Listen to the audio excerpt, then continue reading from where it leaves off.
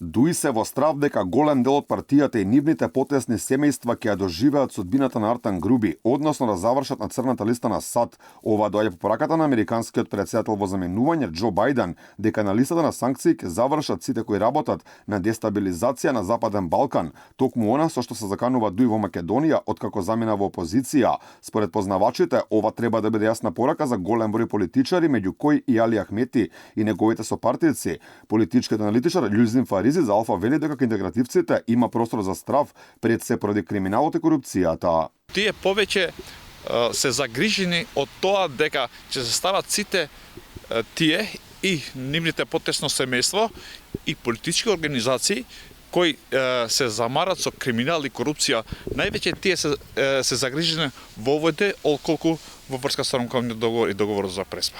Откако заминаа во опозиција, главната реторика на Дуи е национализмот и заканите со дестабилизација. Политичкиот аналитичар Агим Јонус за Алфа вели дека ова е јасна порака за Али Ахмети да ја спушти топката. Не смее да мафта со дестабилизација, а од друга страна нема друг избор и нема друг модел освен инсталирање на ултранационализам во моментот и некакви пораки за национал-романтистички повторни востанија.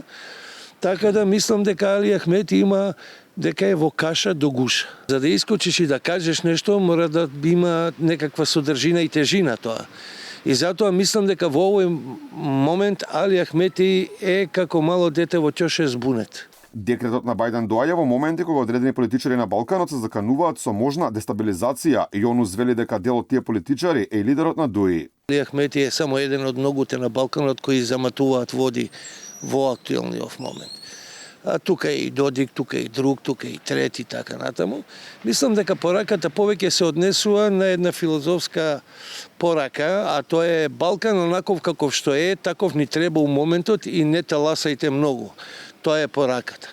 Затоа што американците имаат многу други проекти во моментов кои што си ги тераат. Фаризи вели дека од САД стигнала јасна порака дека секој кој се обидува да удри по уставниот поредок ќе биде санкциониран. Од кога Џо Бајден изјави, односно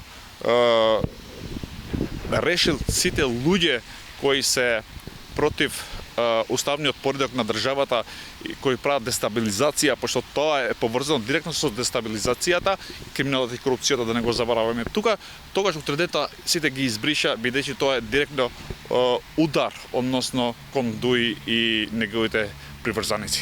Бајден издаде декрет за земјите од Западниот Балкан со кои се стават на црната листа сите поединци кои работат против клучните договори во регионот. Декретот им дава овластување на сојузните власти да блокираат имот и да им забранат влез на сите лица за кои Вашингтон ќе процени дека работат на штета на клучните договори во регионот, вклучувајќи ги Преспанскиот и Охридскиот рамковен договор.